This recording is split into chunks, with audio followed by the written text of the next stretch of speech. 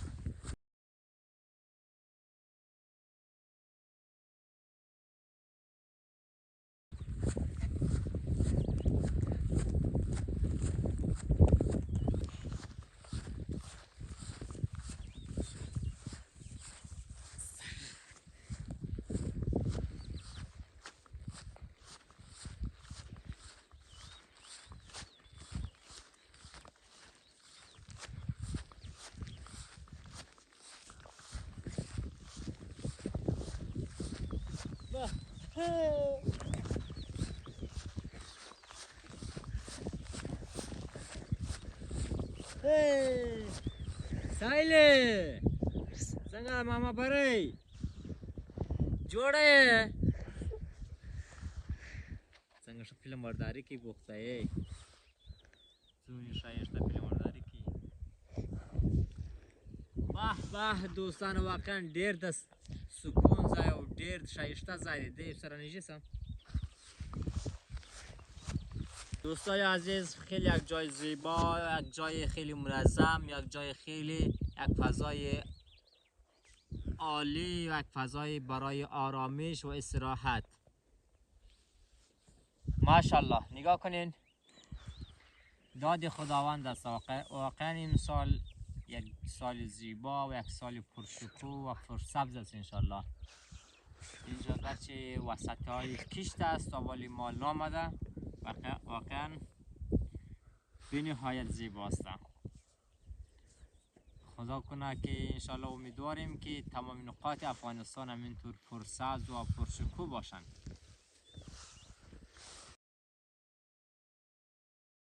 داسته بری ول دسې دغه دی داسې ډنګر دی کوچني دی دا چې دی دا خوارۍ د سکړه واورې ووله هرې صاحب محترمه دا چې له ځایه ورېدي ډېر غټ غټ ورېدي او دغه دی دا چې دی مقصد دوراګه دی ښه باور کوم ځکه هم لغړه ده نو دا مځکه کله داسې واښه پټوي دا خو چې ده د غره ساحه چې ده واوره سوې ده باندې د هغې د وجې داسې یخه ده مځکه واښه پرورش نه کوي ساحه ده او دغه د مځکه یې ډېره یخه ده واښه حرکت نه لري حاجي صاحب ته څونه معلومه دغه رحمت حاجي صاحب ده دغه دی 350 میږي به لري حاجي صاحب ماشاءالله ماشاءالله یا ښه دی ښه مضبوطه بای دی ډېر ملکونه هم لري دا شاوخوا ملکونه به هم زموږ د حاجي صاحب دي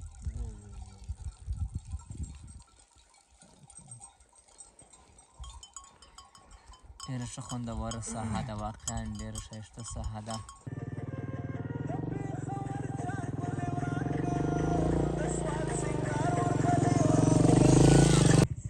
قسمی که شما دوستان عزیز مشاهده میکنین این هم برادر ما چون میریم در دشت ابتدای دشت ماست چون یک منطقه رسیدیم به نام پودخانسای میگن خیلی یک جای بلند یک منظره زیبا و خیلی عالی است که خیلی مناطق زیر پایین او معلوم میشه از خیلی نقاط های زمین از بعضی منطقه ها از جرچقرها خیلی بلند است واقعا یک ویدیوی خاص و زیبا آماده است که بیننده ها کسانی که دیده باشن ازشان شاید لذت ببرن اگر کسانی ندیده باشن هم ازشان لذت میبرن امیدوارم که تا آخر ویدیو با ما باشید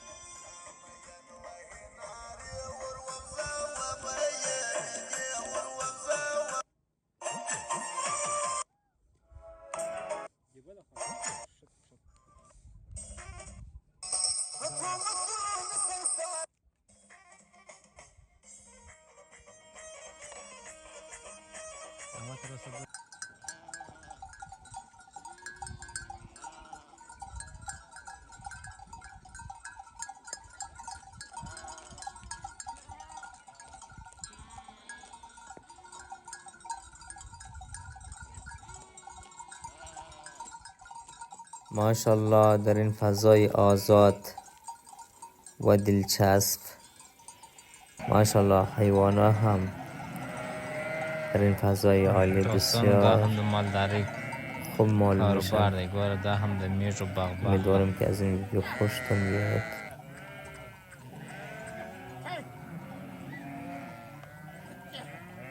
این ویدیو هم در وقتهای صبحگاه گرفته شده است که مالا را با هم دیگر از هم دیگر جدا میکنن. بعضی